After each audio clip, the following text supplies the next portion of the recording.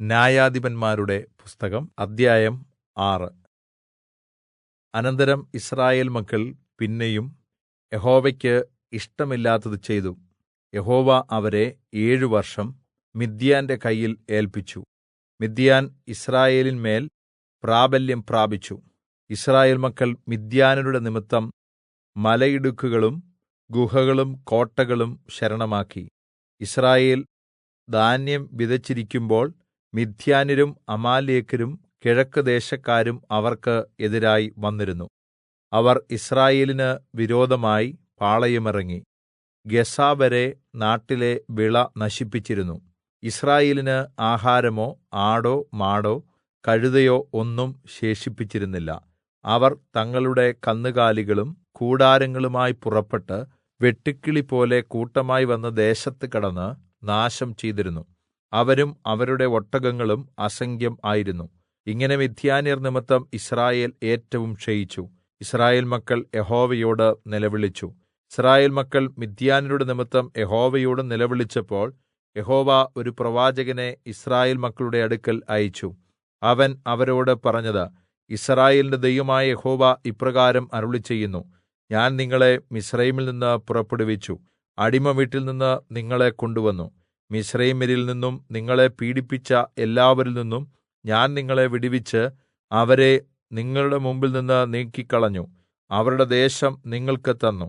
യഹോവയായ ഞാൻ നിങ്ങളുടെ ദൈവം ആകുന്നു എന്നും നിങ്ങൾ പാർക്കുന്ന ദേശത്തെ അമോര്യരുടെ ദേവന്മാരെ ഭജിക്കരുത് എന്നും ഞാൻ നിങ്ങളോട് കല്പിച്ചു. എന്നാൽ നിങ്ങളോ എന്റെ വാക്ക് കേട്ടനുസരിച്ചില്ല.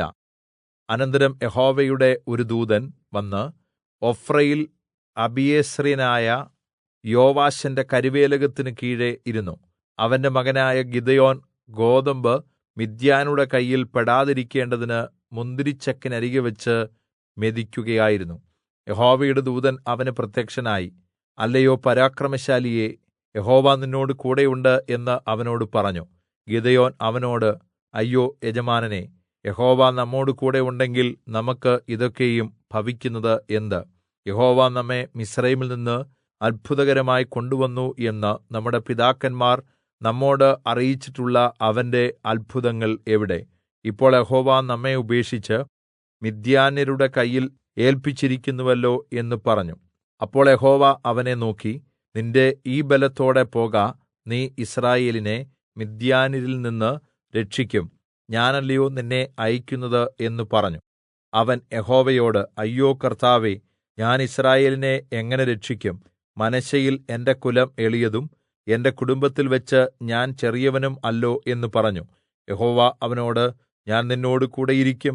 നീ മിദ്യാന്യരെ ഒരു ഒറ്റ മനുഷ്യനെ എന്നപോലെ തോല്പിക്കും എന്ന് കല്പിച്ചു. അതിന് അവൻ, അങ്ങേക്ക് എന്നോട് കൃപയുണ്ടെങ്കിൽ എന്നോട് സംസാരിക്കുന്നത് അവിടുന്ന് തന്നെ എന്നതിന് ഒരു അടയാളം കാണിച്ചു തരേണമേ.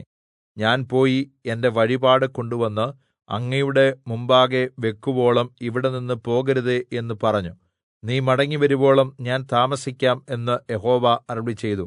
അങ്ങനെ ഗിദെയോൻ ചെന്ന് ഒരു കോലാട്ടിൻകുട്ടിയെയും ഒരു പറ മാവുകൊണ്ട് പുളിപ്പില്ലാത്ത അപ്പവും ഒരുക്കി മാംസം ഒരു കൊട്ടയിൽ വെച്ച് ചാറ് ഒരു പാത്രത്തിൽ പകർന്നു കരുവേലകത്തിൻ കീഴെ കൊണ്ടുവന്ന് യഹോവയുടെ മുമ്പിൽ വെച്ചു.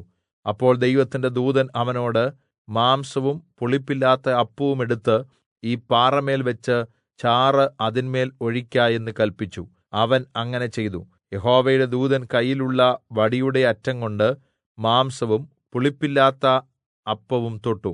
ഉടനെ പാറയിൽ നിന്ന് തീ പുറപ്പെട്ട് മാംസവും പുളിപ്പില്ലാത്ത അപ്പവും ദഹിപ്പിച്ചു. യഹോവയുടെ ദൂതൻ അവന്റെ കണ്ണിന് കാണാതായി.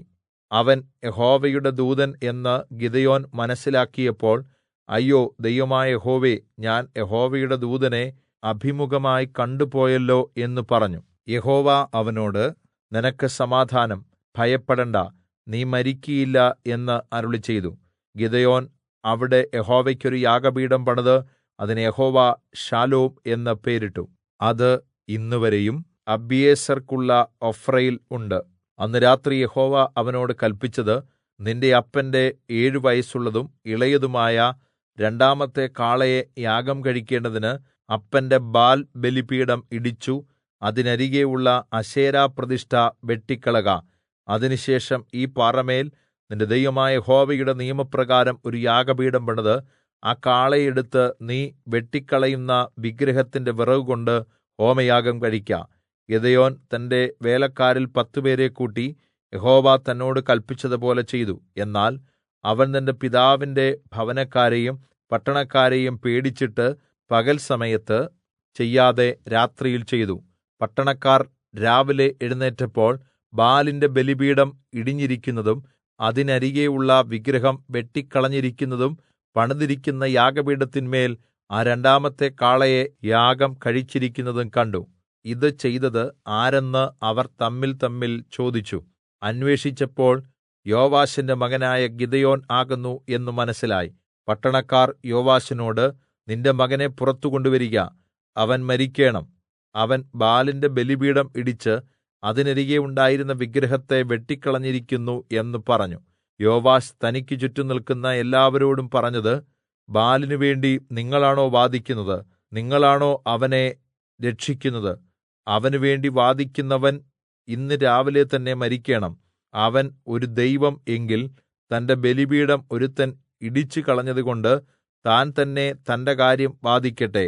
ഇവൻ അവന്റെ ബലിപീഠം ഇടിച്ചു കളഞ്ഞതിനാൽ ബാൽ ഇവന്റെ നേരെ വാദിക്കട്ടെ എന്ന് പറഞ്ഞ് അവന് അന്ന് യെരുബ്ബാൽ എന്ന് പേരിട്ടു.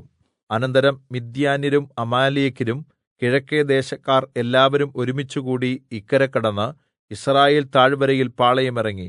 അപ്പോൾ യഹോവയുടെ ആത്മാവ് ഗിദെയോന്റെ മേൽ വന്നു. അവൻ കാഹളം ഊതി അബീയേസെരെ തന്റെ അടുക്കൽ വിളിച്ചുകൂട്ടി. അവൻ മനശ്ശെയിൽ എല്ലായിടവും ദൂതന്മാരെ അയച്ചു. അവരെയും തന്റെ അടുക്കൽ വിളിച്ചുകൂട്ടി. ആശേർ, സെബൂലൂൻ, നഫ്താലി എന്നിവിടങ്ങളിലും ദൂതന്മാരെ അയച്ചു. അവരും അവരോട് ചേർന്നു. അപ്പോൾ ഗിദെയോൻ ദൈവത്തോട്, അങ്ങ് അരുളിച്ചെയ്തതുപോലെ യിസ്രായേലിനെ എന്റെ കയ്യാൽ രക്ഷിക്കുമെങ്കിൽ ഇതാ ഞാൻ രോമമുള്ള ഒരു ആട്ടിൻ തോൽ കളത്തിൽ നിവർത്തിയിടുന്നു.